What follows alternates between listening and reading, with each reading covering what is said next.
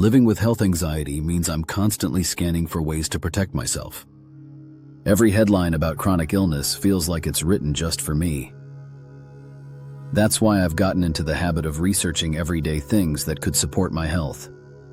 Apple cider vinegar, or ACV, kept popping up again and again, so I decided to dig into what the science actually says. Today I want to share how ACV can fit into a health routine, what benefits are supported by research, how much you really need, and how to use it safely without turning it into another source of worry. Apple cider vinegar is made by fermenting apple juice twice, first into alcohol, then into acetic acid. That acetic acid, usually around 5% of the liquid, is what scientists focus on. Some brands also contain the mother, a cloudy mixture of proteins and good bacteria, but the main effects come from the acetic acid itself. So even though the unfiltered versions look more natural, most of the health outcomes studied apply to both filtered and unfiltered types. One of the strongest areas of evidence for ACV is blood sugar control.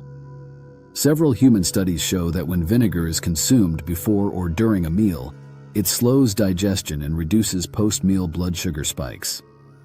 For people with insulin resistance or type 2 diabetes, vinegar has improved insulin sensitivity. For those of us who sometimes worry about developing diabetes, knowing that a tablespoon of ACV with meals can smooth out those blood sugar swings feels reassuring.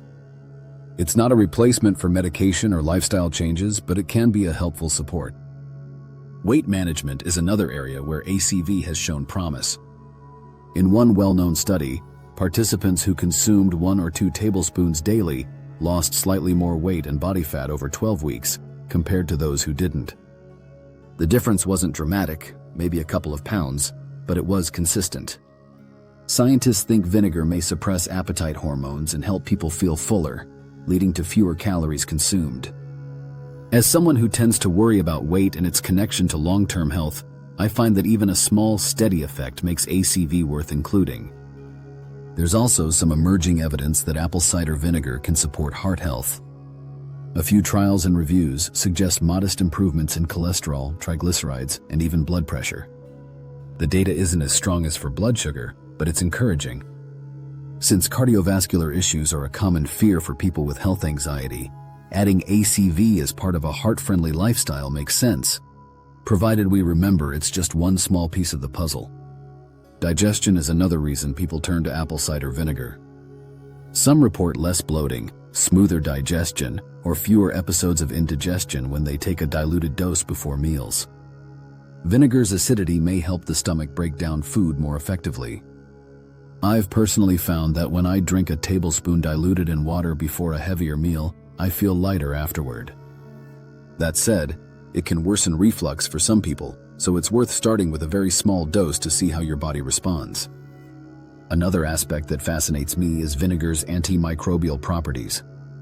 Vinegar has been used historically as a disinfectant, and acetic acid can kill harmful bacteria in lab studies. Drinking ACV won't treat infections, but it may support a healthy gut environment, which in turn is linked to mood and anxiety. For me, even the idea that this little daily habit might indirectly support mental health adds to its appeal. So how much is enough? Most studies use 1 to 2 tablespoons per day, diluted in a full glass of water. I started with a teaspoon to test tolerance, then worked up to 1 tablespoon once daily. Some people split the dose into 2 smaller servings before lunch and dinner. Taking it before or with a meal, especially one higher in carbohydrates, seems to provide the most benefit. More than 2 tablespoons daily isn't recommended because of potential side effects. And speaking of side effects, safety is really important here. Apple cider vinegar is acidic enough to erode tooth enamel and irritate the throat if taken straight. That's why it should always be diluted in water and ideally drunk through a straw. Rinsing your mouth afterward helps protect your teeth, and waiting before brushing reduces enamel wear. In rare cases, very high vinegar intake has been linked to low potassium levels and even throat injury. It can also interact with medications like insulin, diuretics, and certain heart drugs. So if you're on prescriptions, talk with your doctor before making ACV a daily habit. When it comes to the form of vinegar, I stick with liquid. Pills and gummies may seem convenient, but testing has shown they don't always contain consistent amounts of acetic acid. There have even been cases of injury from tablets. Liquid ACV is inexpensive, predictable, and easy to dilute, which makes it a safer choice for me.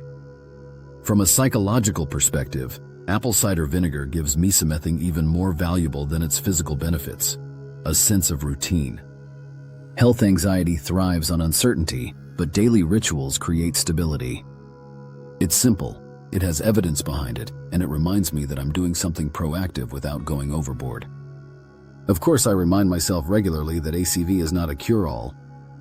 It won't erase every worry, prevent every disease, or take the place of foundational habits like exercise, balanced nutrition, good sleep, and regular checkups. What it does offer is a modest, low-risk boost in several areas of health, plus the psychological benefit of feeling like I'm in control of at least one small corner of my day. If you're considering adding apple cider vinegar to your own routine, my advice is to start small, dilute well, and pay close attention to how your body reacts. Stick to 1 or 2 tablespoons a day at most, time it with meals, and use it as a complement to other healthy practices. And if you have chronic conditions or take medications, get clearance from your doctor first. For me, apple cider vinegar is not about chasing perfection or guaranteeing health. It's about creating one more healthy anchor point in my daily routine, one more way to balance my anxiety with action. Every sip reminds me that I'm doing what I can, and that's often enough to bring me some peace of mind.